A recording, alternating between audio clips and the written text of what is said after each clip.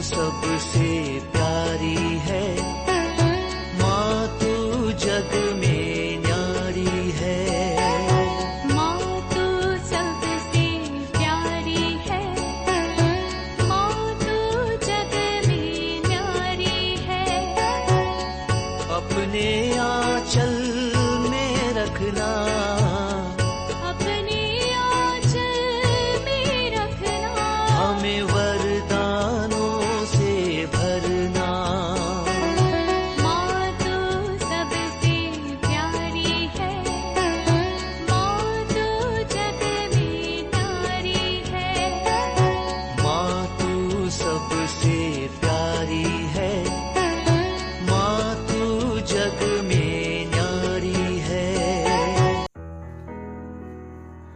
पिता, पुत्र और पवित्र आत्मा के नाम पर आमीन। आप सबों को जय यीशु। हम लोग बीती 7-8 क्लास से पवित्र यूक्रिस्तीय बलिदान की ओर धीरे धीरे आ रहे थे।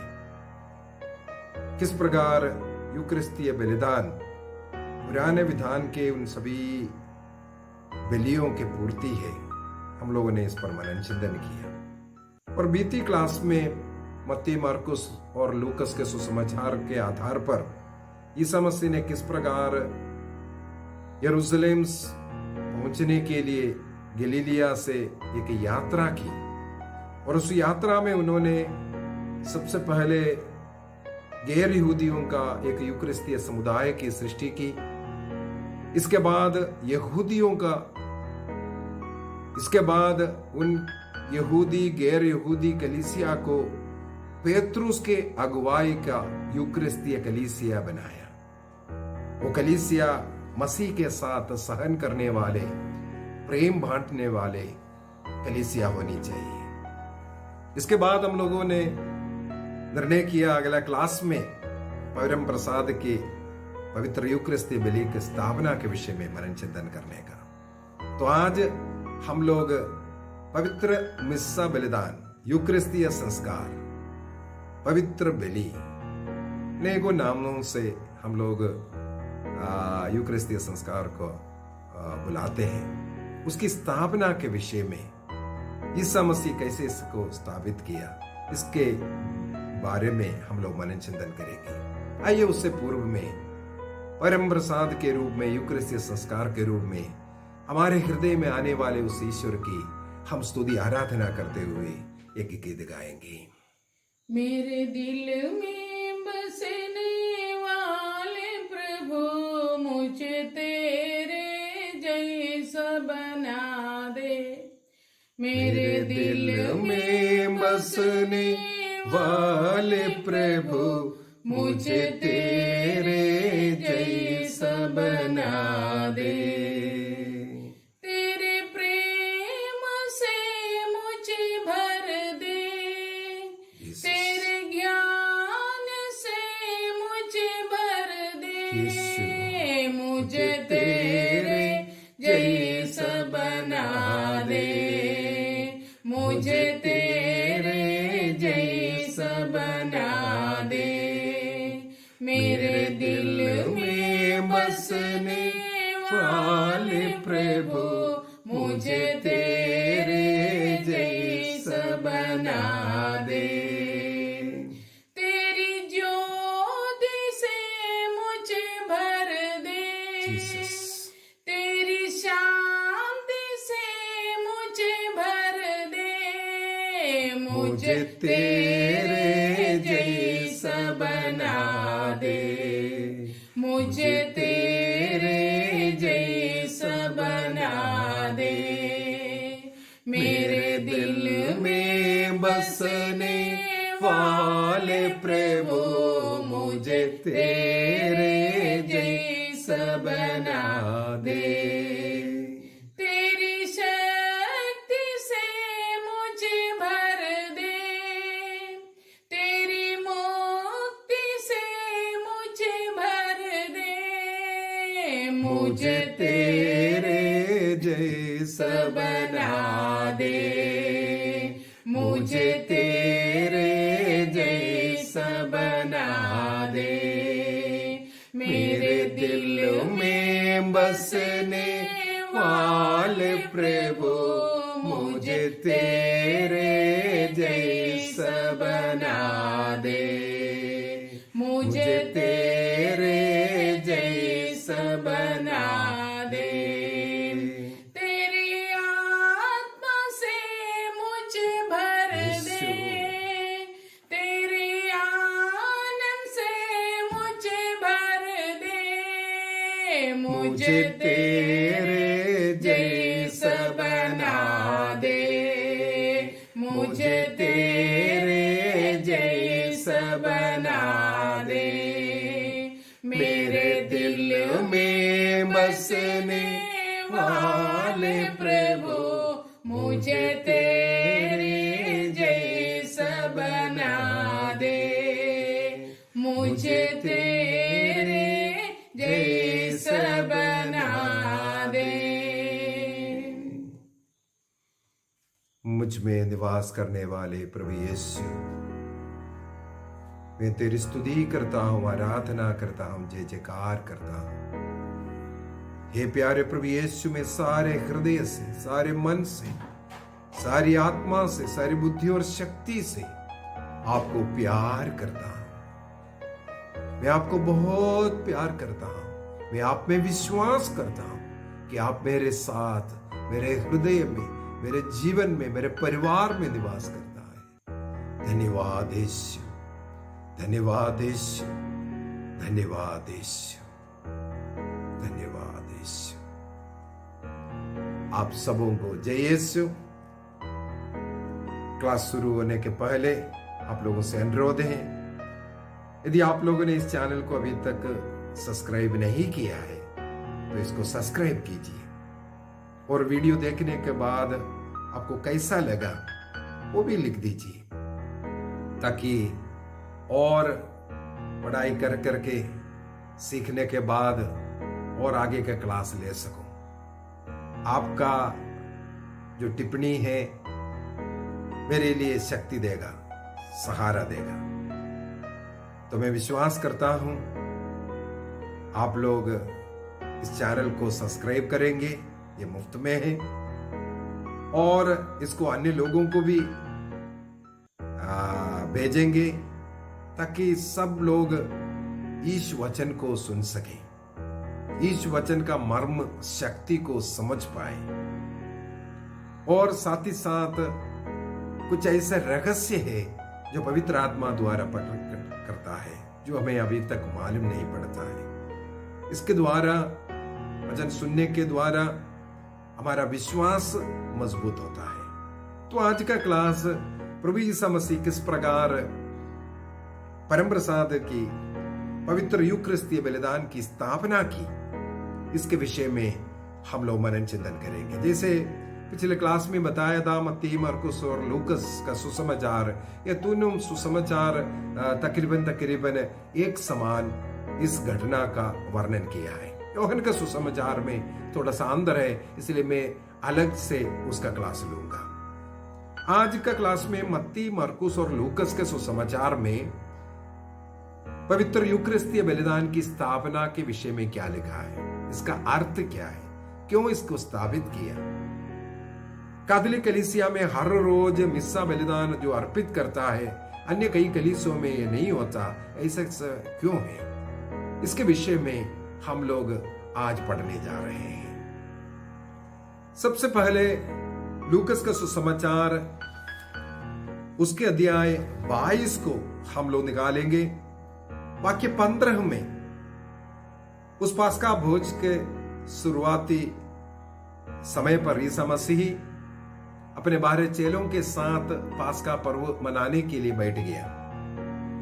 वहां पर ईसा मसीह कहते हैं वाक्य 15 के अंदर, मैं कितना चाहता था कि दुख भोगने से पहले पास्का का ये भोजन तुम्हारे साथ करूं।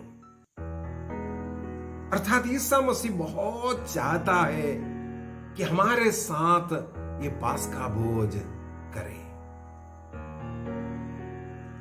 क्या हमारे अंदर, हमारे हृदय में, हमारे मन में ये चाहत है, मैं रोज मिस्सा बलिदान में भाग लूंगा,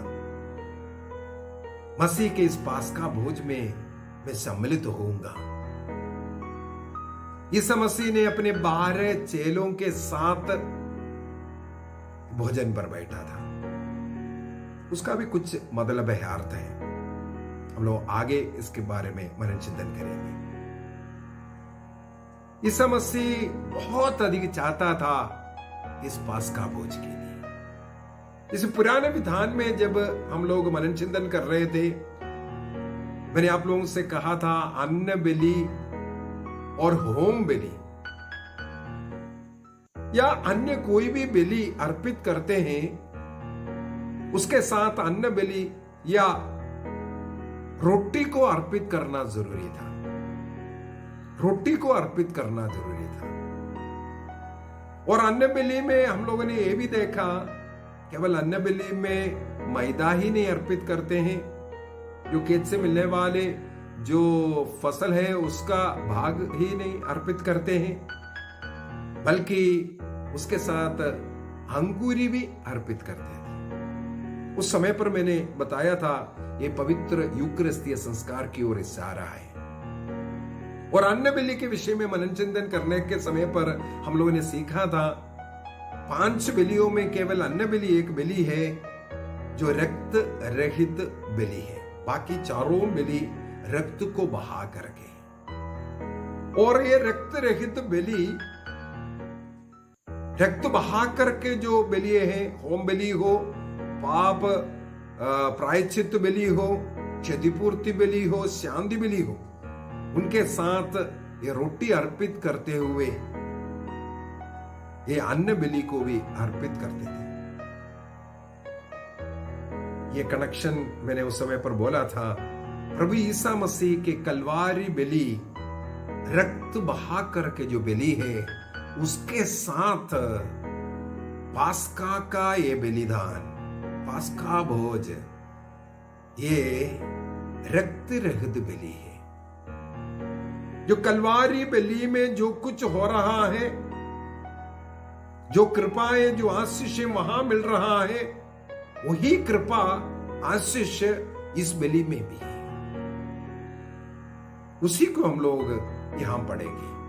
जब भोजन पर बैठ गया, वाक्य लूकस के सुसमाचार अध्याय 22 वाक्य 19, वहां पर लिखा है, उन्होंने रोटी ली और धन्यवाद की प्रार्थना पढ़ने के बाद उसे तोड़ा और यह कहते हुए शिष्यों को दिया, यह मेरा शरीर है जो तुम्हारे लिए दिया जा रहा है,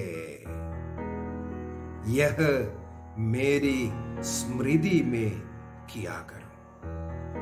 रोटी लेकर के प्रभु कहता है, रोटी ली। मैंने 4 बातें बोला था, रोटी लेना, धन्यवाद या स्तोत्र गीत गाना, प्रार्थना करना, आशीष की प्रार्थना करना या धन्यवाद की प्रार्थना करना, तीसरा उसको तोड़ना, और चौथा उसको देना।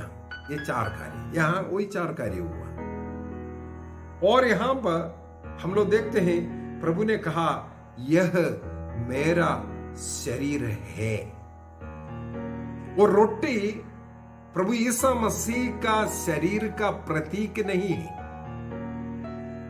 प्रभु ने यह दिखा करके मेरा शरीर का प्रतीक है बोल करके नहीं दिया। प्रभु ने कहा, यह मेरा शरीर है जो तुम्हारे लिए दिया जा रहा है। यदि प्रभु ईसा मसीह अपना शरीर को टुकड़ा टुकड़ा कर करके उनको देगा तो कोई खाएगा नहीं। अगले क्लास में मैं उसके विषय में बताने वाला हूं, यूहन्ना के सुसमाचार को जब हम लोग मनन चिंतन करेंगे। इसलिए प्रभु ईसा मसीह ने रोटी में अपने को समाया, और रोटी ईसा मसीह है, ईसा मसीह का शरीर है, उसको ग्रहण करने के लिए कहा। और प्रभु का आग्रह था कि प्रभु के स्मृति में यह किया करना है। मत्ती के सुसमाचार, मार्कुस के सुसमाचार, लूकस के सुसमाचार, ये तीनों सुसमाचार में एवं संत पौलुस कुरिन्थियों का पहला पत्र के अंदर अध्याय 11 के अंदर प्रभु जी के विषय में लिखा है। संत पौलुस ईसा मसीह का शिष्य नहीं था, बल्कि जो कुछ हुआ है ईसा मसीह स्वयं दर्शन के द्वारा संत पौलुस को सिखाए। संत पौलुस ये साफ साफ बताते हैं। गलातियों का पत्र दिया 1 वाक्य 11-12 में हम लोग पढ़ते हैं, संत पौलुस साफ साफ इन बातों को बता करके देते हैं। मुझे ये जो कुछ मैं सिखा रहा हूँ, जो कुछ सुसमाचार मुझे मिला है, किसी शिष्य से, किसी व्यक्ति से, किसी मनुष्य से नहीं, बल्कि स्वयं यीशु से ये सब मिला है करके संत पौलुस से इसको साफ साफ हमें बता करके देता है। भाइयों, मैं आप लोगों को विश्वास दिलाता हूं कि मैंने जो सुसमाचार सुनाया वह मनुष्य रचित नहीं है। अर्थात संत पौलुस जो सुसमाचार के विषय में, ईसा मसीह के विषय में जो सिखा रहा है, जो मनुष्यों ने जो सिखाया उसको सुन करके या उसको पढ़ करके नहीं। वाक्य 12 में लिखा है, मैंने किसी मनुष्य से उसे ना तो ग्रहण किया और ना सीखा, बल्कि उसे ईसा मसीह ने मुझ पर प्रकट किया है। अर्थात ईसा मसीह स्वयं ये सब बातें प्रकट कर करके संत पौलुस को सिखाया। तो संत पौलुस कुरिन्थियों को लिखते हुए, कुरिन्थियों का पहला पत्र उसके अध्याय 11 वाक्य 17 से प्रभु भोज के विषय में वहां पर भी लिखा है, मैंने प्रभु से सुना कैसे ये प्रभु भोज मनाया था कर करके। उस समय पर वाक्य 23 में डायरेक्ट जाते हैं, वहां पर संत पौलुस यही लिखा है, मैंने प्रभु से सुना और आप लोगों को भी यही बताया कि जिस रात प्रभु ईसा मसीह पकड़े गए, उन्होंने रोटी लेकर, देखो वहां पर भी ले लिया, धन्यवाद की प्रार्थना पड़ी, देखो आशीष दिया, तीसरा उसे तोड़े, चौथा उन्होंने कहा यह मेरा शरीर है, यह तुम्हारे लिए, यही बोल करके शिष्यों को देते हैं, मेरा शरीर है, यह तुम्हारे लिए। यहां संत पौलुस भी बोलते हैं, ईसा मसीह ने यह कहा यह मेरा शरीर है, मेरा शरीर का प्रतीक है करके ईसा मसीह ने नहीं कहा, मेरा शरीर है। और इसके बाद प्याला लेकर के, यह मेरा शरीर है तुम्हारे लिए, यह मेरी स्मृति में किया कर। देखो यहां पर भी बोला मेरे स्मृति में इसे करना है। ईसा मसीह संसार में जन्म लेकर के जो कार्य किया है, कष्ट पीड़ा सहा है, मानव जाति के पापों के प्रायश्चित के रूप में क्रूस बलिदान अर्पित किया, उस रक्त बहा करके जो बलि अर्पित किया है, उसके स्मरणार्थ, उसके यादगारी में इस यूकरिस्तीय समारोह किया करो, प्रभु कहते हैं। और अगला वाक्य 25 में, इसी प्रकार प्यारी के बाद उन्होंने प्याला लेकर कहा, यह प्याला मेरे रक्त का नूतन विधान है, यह प्याला मेरा रक्त का नूतन विधान है, अर्थात वो रक्त है। संत पौलुस और अच्छी तरह सिखा रहे हैं वाक्य 27 में, वाक्य 27, इसलिए जो अयोग्य रीति से यह रोटी खाता या प्रभु का प्याला पीता है, वह प्रभु के शरीर और रक्त के विरुद्ध अपराध करता है, क्योंकि वो रोटी रोटी नहीं, प्रभु का शरीर है। वो प्याला दाखरस भरा कटोरा दाखरस नहीं, बल्कि ईसा मसीह का रक्त है। हालेलुया, प्रभु की स्तुति हो, प्रभु की महिमा हो।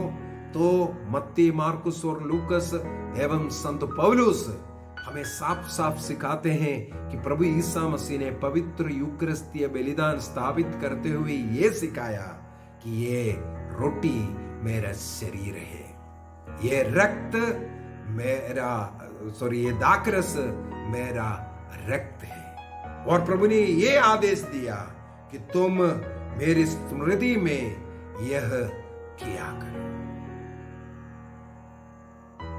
पवित्र मिस्सा बलिदान का ये जो यूकरिस्तीय संस्कार का चार पहलू है। पहला, यूकरिस्तीय संस्कार। यूकरिस्त एक ग्रीक यूनानी भाषा है जिसका अर्थ है धन्यवाद देना। ईसा मसीह ने ये यूकरिस्तीय संस्कार अपने पिता को धन्यवाद देते हुए उनके सब कार्यों के लिए और ईसा मसीह के द्वारा इस संसार में पाप मुक्ति का जो कार्य कर रहा है उन सभी चीजों के लिए प्रभु को, अपने पिता को धन्यवाद देते हुए ईसा मसीह ने इस बलिदान को अर्पित किया। यूकरिस्तीय बलिदान पहला पहलू है, एक धन्यवाद बलि है। दूसरा, ईसा मसीह ने अपना शरीर और रक्त हमारे लिए भोजन के रूप में दिया है, हमें खाने के लिए दिया है। अर्थात ये यूकरिस्त एक भोजन है। ये हमारे शरीर के लिए और हमारे आत्मा के लिए जीवन देने वाला, शक्ति देने वाला, नाना प्रकार के रोग बीमारी से मुक्ति देने वाला एक भोजन है। ये भोजन सच्चा भोजन है। योहन का सुसमाचार को यदि हम लोग पढ़ेंगे, योहन का सुसमाचार उसके अध्याय 6 वाक्य 55 यहां पर लिखा है, मेरा मांस सच्चा भोजन है और मेरा रक्त सच्चा पेय है। अर्थात हमारे भूख मिटाने के लिए एक सच्चा भोजन है, सच्चा पेय है। मैं ऐसे अनेकों लोगों का जीवन के विषय में पढ़ा, आज भी पढ़ रहा था। कोई लोग 40 वर्षों तक, कोई 30 वर्षों तक, ऐसे अनगिनत वर्षों तक कई लोग जिंदा रहा केवल पवित्र यूकरिस्त को ग्रहण करते हुए, ये रोटी को ग्रहण करते हुए। अन्य कोई भोजन, इस संसार की कोई भोजन ना करना, अन्य कोई भोजन ना करते हुए ऐसे जीने वाले अनेकों लोग इस संसार में रहे, संत लोग रहे और आज भी है। किसी भाई के विषय में मैंने सुना है, केरल में रहते हैं, वो अनेकों वर्षों से कोई खाना नहीं खाता, केवल रोज मिस्सा बलिदान में भाग लेते हुए ये रोटी, ये दाकरस, प्रभु का शरीर और रक्त को ग्रहण करते हैं। नॉर्थ इंडिया में कई जगह पर वो आए सुसमाचार का प्रचार करने के लिए।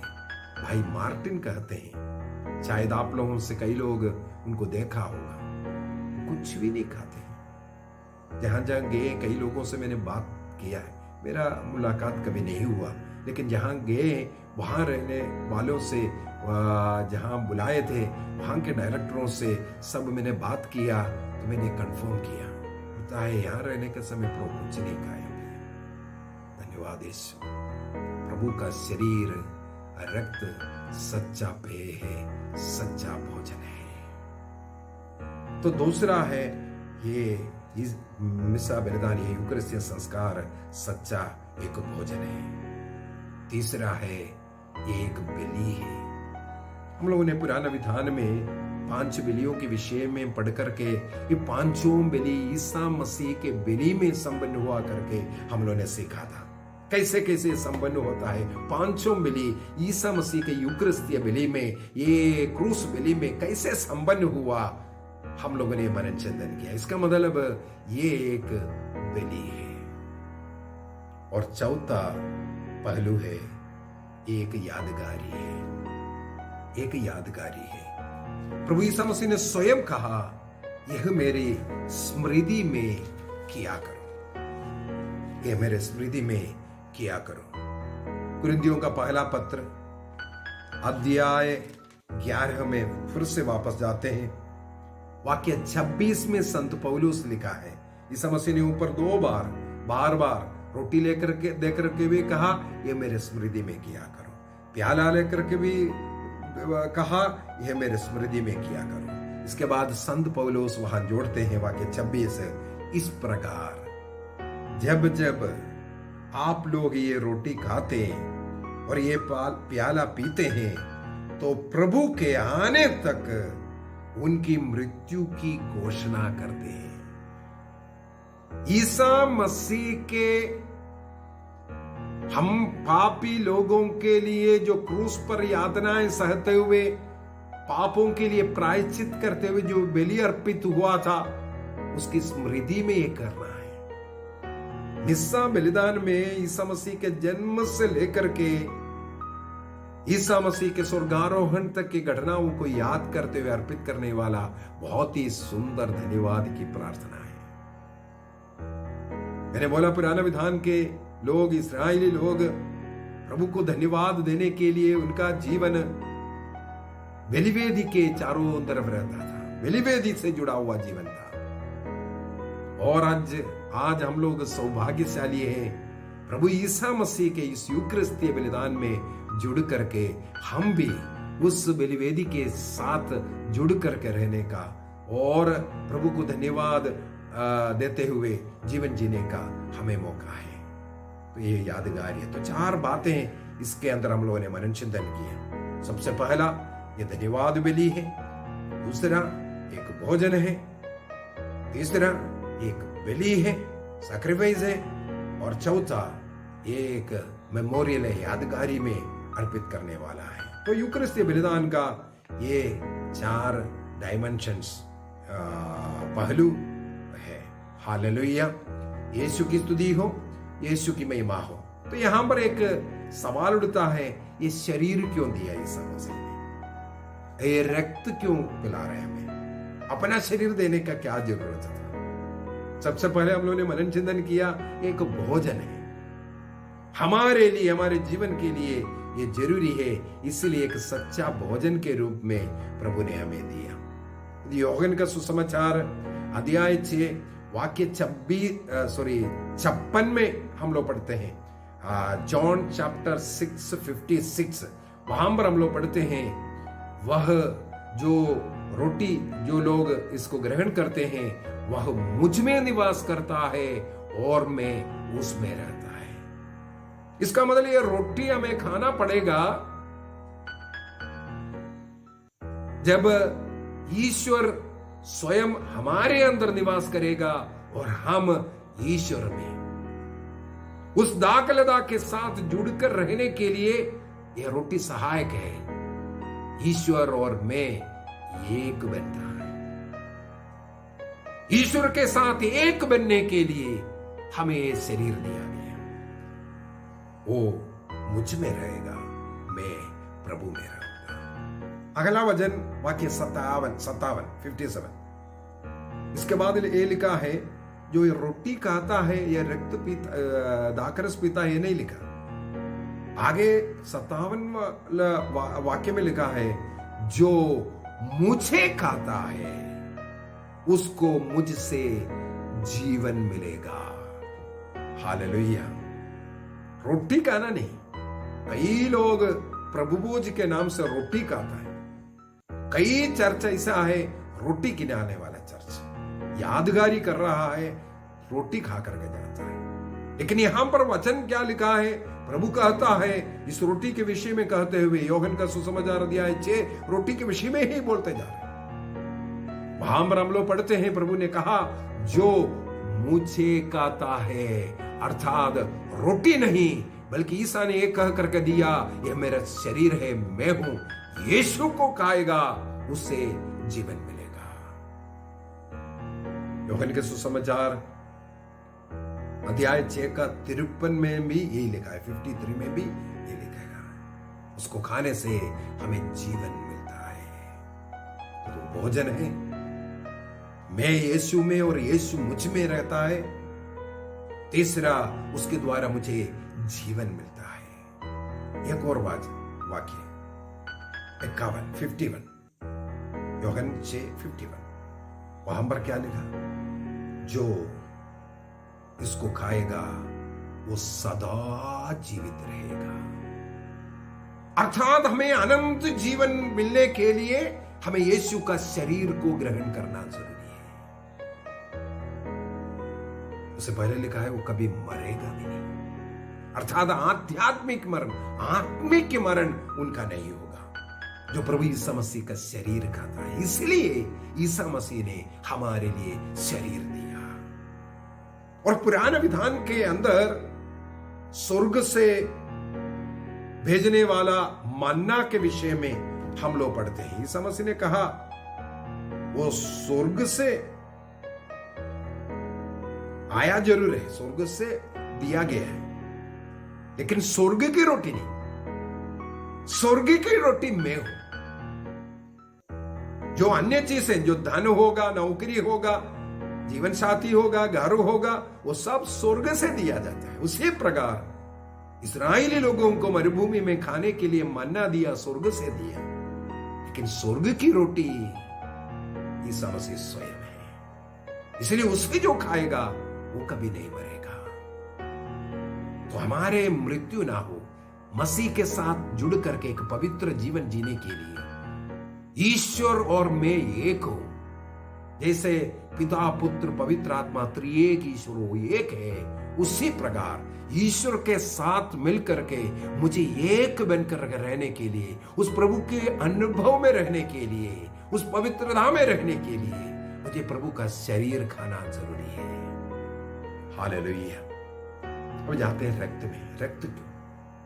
रक्त क्यों दिया गया? ये नया विधान का रक्त बोल करके दिया, नूतन विधान। कुरिन्थियों का पहला पत्र अध्याय 11 में हम लोगों ने पढ़ा था, वाक्य 25 में, ये प्याला मेरे रक्त का नूतन विधान है, नया विधान है। ये नूतन विधान का क्या मतलब है? यदि हम पुराना विधान को पढ़ेंगे, पुराना विधान के अंदर कई जगह पर ईश्वर मनुष्यों के साथ, नबियों के साथ विधान बनाया।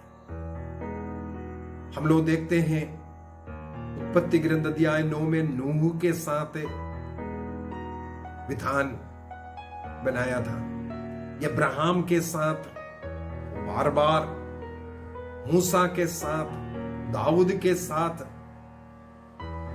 इस प्रकार कई जगह पर हम लोग देखते हैं प्रभु विधान जोड़ते हैं लोगों से। इसलिए पुराने विधान में ईश्वर का एक दूसरा नाम दिया है, गॉड ऑफ कवेनेंट्स, विधान का ईश्वर।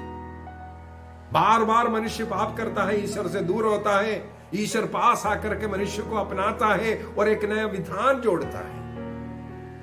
इस प्रकार कई विधान है, लेकिन ये रक्त का विधान का एक उदाहरण हम लोग मूसा के जीवन से लेना है। जब मूसा नबी पर्वत पर ईश्वर से बात करने के लिए चढ़े, वहां पर नियमों का पाटियां उन्हें दी, उसे लेकर के वो नीचे आते हैं। यदि हम लोग निर्गमन ग्रंथ अध्याय 24 को पढ़ेंगे, वहां पर हम लोग ये पढ़ते हैं, ईश्वर से जो कुछ सुना उसके साथ नबी मूसा नीचे उतर करके आते हैं। निर्गमन ग्रंथ अध्याय 24 वाक्य 3 से हम लोग पढ़ सकते हैं। मूसा ने सीनै पर्वत से उतरकर प्रभु के सब वचन और आदेश लोगों को सुनाए। लोगों ने एक स्वर से इस प्रकार उत्तर दिया, प्रभु ने जो कुछ कहा है हम उसका पालन करेंगे। तब मूसा ने प्रभु के सब आदेश लिख दिया और दूसरे दिन उन्होंने एक वेदी बनाई। उस वेदी पर बछड़े चढ़ाए, होम बलि चढ़ाए।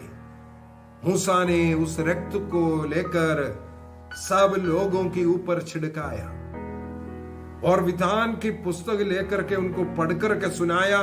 लोगों ने इस रक्त के साथ ईश्वर के साथ एक वादा किया, हम ईश्वर के वचन का पालन करेंगे, उस वचन के अनुसार जिएंगे। पुराना विधान, रक्त की विधान मूसा नबी के द्वारा वचन पर चलने का, वचन का पालन करने का उन्होंने ईश्वर के सामने स्वीकार करना। लेकिन मनुष्य बार बार उस वचन को छोड़ा, वचन के खिलाफ चले, ईश्वर की आज्ञाओं का उल्लंघन किया, पाप किया। अभी नया विधान का रक्त इसलिए आया, इस प्रकार ईश्वर के विरुद्ध किए हुए पापों का प्रायश्चित करने वाला एक रक्त ईसा मसीह के द्वारा बहाया। एक नया विधान यहां ईश्वर और मनुष्य के बीच में, ईश्वर के प्रेम से लोग दूर चला गया, पाप करते हुए शैतान की गुलामी में चला गया, पाप की गुलामी में चला गया। ईसा मसीह का रक्त उस पाप के बंधन से, उस गुलामी से छुड़वा करके ईश्वर से मेल करवाया। यह है नया विधान का वो रक्त।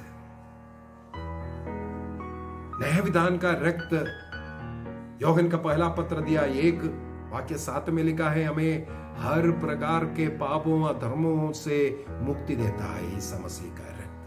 पेतरुस का पहला पत्र अध्याय 1:18 में भी पूर्वजों से चले जाने वाले निरर्थक बातों से, सोना चांदी जैसे निरर्थक बातों से नहीं, निरर्थक चीजों से नहीं, बल्कि एक बहुमूल्यवान रक्त अर्थात मेमने के रक्त के द्वारा हमें मुक्ति मिला है। और रक्त हमें पाप से मुक्ति दिया, रोगों से मुक्ति दिया, शैतानी हमलों से हमें मुक्ति देता है। जिस प्रकार निर्गमन ग्रंथ अध्याय 12 के अंदर बलि वस्तु, बलि मेमने का वो रक्त चौखट पर लगाया, इसलिए वो जो मारने वाला उस दूध से उनको मुक्ति मिला था। उसी प्रकार ईसा मसीह का रक्त आज हमारे लिए एक विधान, नया विधान बनाया, हमें पाप से मुक्ति दिया, ईश्वर से हमें फिर से एक बनाया। हम ईश्वर का संतान कहलाते हैं और ईश्वर का संतान बन करके पवित्रता का जीवन जीने के लिए ये रक्त हमारी सहायता करता है। कई लोग पूछते हैं ये रोटी और दाखरस कैसे ईसा मसीह का शरीर और रक्त बनता है। अगले क्लास में ये रोटी कैसे शरीर बनता है, ये रक्त कैसे, दाखरस कैसे रक्त बनता है, इसके विषय में मैं बताकर दूंगा। लेकिन उससे पूर्व में आपको एक सत्य बात बोलना चाहूंगा।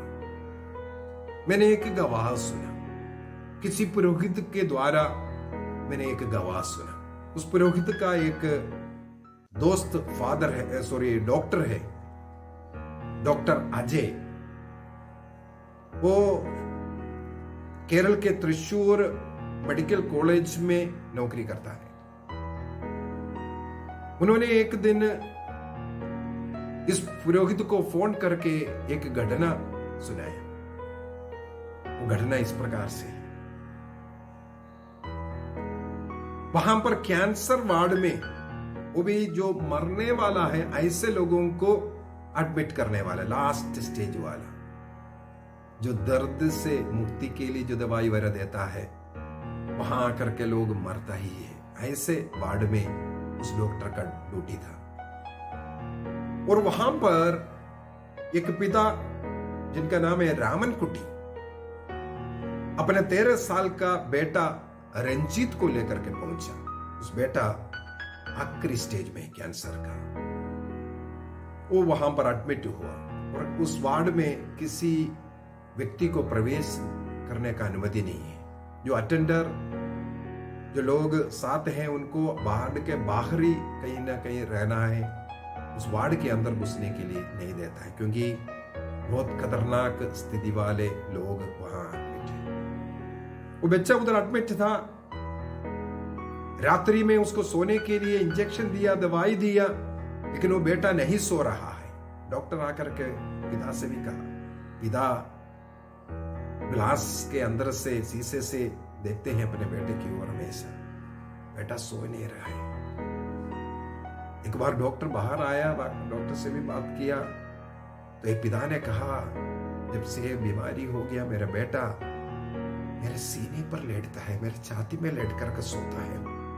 डॉक्टर, यदि आप थोड़ा मुझे अनुमति दोगे मैं मेरे बेटे को सुला देता हूं। लेकिन डॉक्टर ने बोला, यह अनुमति नहीं है, आप अपने लिए और अपने बेटे के लिए और अन्य जो बीमार लोग हैं उसके लिए हानिकारक बन सकता है, इसलिए अनुमति नहीं है। तब उस पिता ने कहा, देखो मेरे बेटे का बेड एक दीवार के पास में है और मेरे बेटे से कहो उस साइड में वरांदे में उस दीवार के साथ मैं खड़ा हूं करके, अब इतना तो कह लो जा करके, तुम्हारे पिता ये दीवार के उस पार में दीवार के साथ खड़ा है, बेटा तुम सो जाओ अभी पिता की ओर मुड़ करके। डॉक्टर बोला, हाँ मैं कहूंगा। पिता दौड़ करके उस बेड जहां है उस साइड का जो दीवार के उस पार में जाकर के खड़े हो गए और ये बेटा डॉक्टर का बात सुन करके दीवार की ओर मुड़ करके दीवार को पकड़ करके थोड़ी देर लेटे।